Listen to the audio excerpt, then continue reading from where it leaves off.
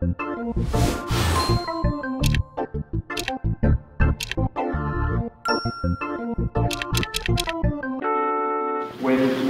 if I'm doing a show and I have white milk and dark chocolate, it's almost always men who will come up and pick up the white chocolate samples.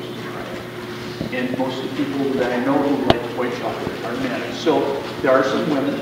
Women are allowed to like white chocolate, that's fine. But I would say that statistically, I've never seen an actual number, but my experience has been that it's overwhelmingly men that prefer the white chocolate. So we only have 2 people out of our group who, and that's pretty much the way it runs at our store. Probably white chocolate is about certainly less than 5% of our business. Okay, so it's kind of pricey. So slow down and enjoy it. You know, put it in your mouth. Let it sit on your tongue a minute. Let it kind of move it around the top of your mouth. Now, when I was in school, they taught us that our taste buds were only on our tongue, but now scientists know better. And actually, there are taste buds all around your mouth, on your lips, your soft palate, back of your throat, everywhere. So you just let that chocolate kind of slide around in there, but the sweet sensation and the salty sensation are towards the tip of your tongue. So you kind of, you know, get the tip of your tongue up there against the roof of your mouth and just kind of let the chocolate melt and enjoy it. And that's called conditioned chocolate.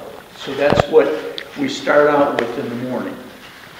Then, because it has cocoa butter in it, it has to be tempered.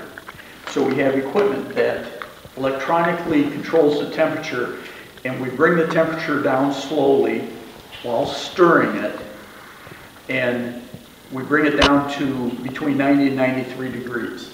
And at 90 to 93 degrees, we add seed chocolate. Seed chocolate is just crystallized chocolate. There's nothing special about it, but it's got to be good, hard, crystallized chocolate. And we put that in. And what that does is, and then we continue taking the temperature down to 87 degrees. So as we're cooling the chocolate, crystals grow in the chocolate. And when those crystals grow in the chocolate, they lock up the cocoa butter so that you don't get a thing called bloom. Hershey bars are real chocolate. They're made with cocoa butter. Have you ever left one out in the sun or on the dashboard of the car or whatever, and you think, I'm going to take that, I'm going to put it in the refrigerator, and I think it's going to be okay. Yeah. And when you open that wrapper, it's all white, nasty in there. And if you taste it, it just doesn't taste the same anymore. That is bloom. That is the cocoa butter. Because you melted it, you dissolved all those crystals, the cocoa butter came to the surface, and when you cooled it, you didn't cool it right, so the cocoa butter just stayed on the surface. And that kind of not good feel in your mouth, and that kind of not good taste is the cocoa butter. Premium chocolate has to be tempered. And I know that a lot of people come into our store and they think that we just buy chocolate and we melt it down and mix some nuts in with it and make it into clusters and set it out, you know. But believe me, it's a lot more than that. And if you have a big batch of candy and you don't temper it right, we used to sell a lot of things what we call oops, 40% off, because it was full of white streaks. But after doing it for 15 years, we don't. But even then we make mistakes. And it's an art and a science. And sometimes when the weather is wrong and the humidity's wrong, you can do everything right, and you make a big tray of bark, and it's just got big white streaks in it, you know.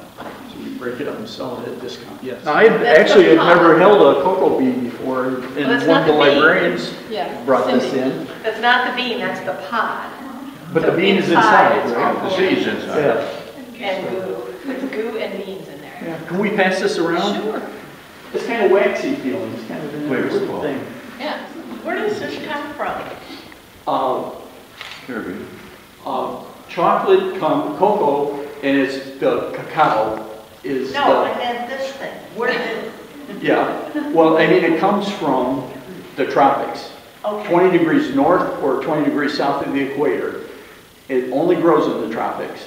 And Originally, it was from South or Central America, and then now it's grown everywhere in that belt around the equator. Grows on a tree. It grows on a tree, yes, absolutely. It's a understory tree. It actually has to be shaded by bigger trees to live successfully. So they plant it underneath like rubber plants and other beneficial trees, so it gets the shade and they get kind of a double crop that way. Now, how many people prefer milk chocolate?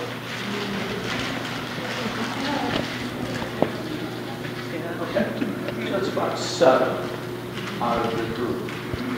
And what I found, and I know I'm right, I'm sure there are statistics that would back me up on this, is that teenagers and children will always pick milk chocolate. Okay, so now of the people who are left, how many would then prefer dark chocolate? Okay, so that's Old people.